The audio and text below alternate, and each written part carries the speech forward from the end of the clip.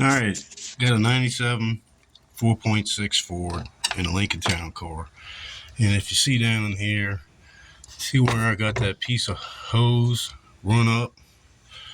And I got it running out right here in a hole on the side of the intake and the water jacket, the crossover that has the thermostat in it. And well, anyway, you got to take the alternator off, and that's pretty straightforward. But to get to it down there, you got to really hack at it. It's kind of hard to get to, and there's a metal line that goes around the back, and the only way to get that line changed is to remove the intake. And there's a lot of things, it's doable, but there's a lot of extra work. So this way, you gotta do is just take the alternator off, get you a preformed 90, and I was gonna try to use the factory clamp, the spring clamp, but it was just too hard to work down there. So I just put a worm clamp and made sure it was really tight without stripping it out. And then I used my shank here to cut the old one out. The old one was just swole up and destroyed, and I had to hack at it. And the metal on, I just pushed it off to the side.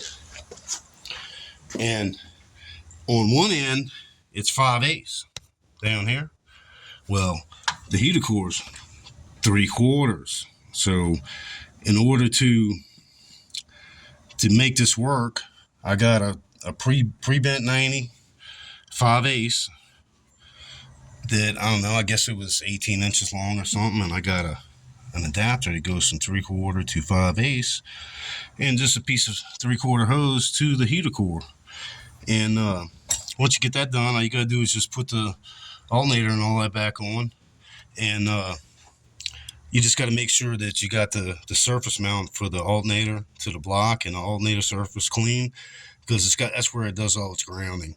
And I think I'm going to add an extra ground wire on the bracket that attaches to it to keep it from grounding through the water jacket, because I've heard of electrolysis problems from the alternator losing ground where on the mounting surface. So I think I'm going to put a little copper never seeds, which that ought to help with the conductivity. So yeah, that's it. All I got to do is put the alternator back in and put the belt back on and fill it back up. And I'm back driving again, not having to put a half a gallon, every 100 miles. So thank you, and have a good day.